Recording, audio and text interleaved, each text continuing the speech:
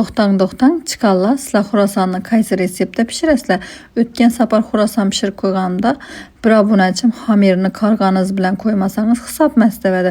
Bu safar yana xamirini ham qarib, xamirini retsepti bilan qo'ydim. Men xamirini sutdan etdim. İçine droja, duz, şeker, margarin, tuxum solib ko'rtirganlaringizdek yumshoq xamir qarib ajitma verdim.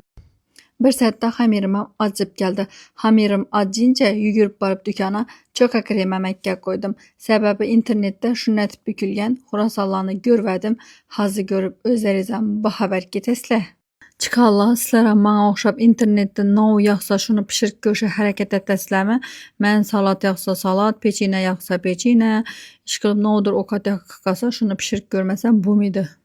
Adam ixlos etsa ataveradi ekan. Sababi men avval tikuvchi bo'lganman. Shu tikuvchilik vaqtimda umuman ne ovqat pishirishni bilar edim, ne pechene pishirishni bilar edim, ne salat o'tishni bilar edim.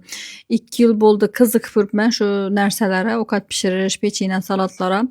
Lekin nodidi odamda ixlos bo'lsa, yechira shogirdlikka bormasam ham internetda ko'rib pishirgan narsalarim ko'nglimdagidek bo'lib chiqadi. Sizlar bilan gaplashib yana pechenelarimiz ham pishdi. Ko'rib baho berib ketinglar. Ne deydi bu meni yedimi? Birdan 10 bo'lgan baho berib ketinglar. Bizlar obuna bo'lib like bosib qo'yish yoddan chiqmasin. Xudo xolasa yana ko'rishamiz. Chiqarlar.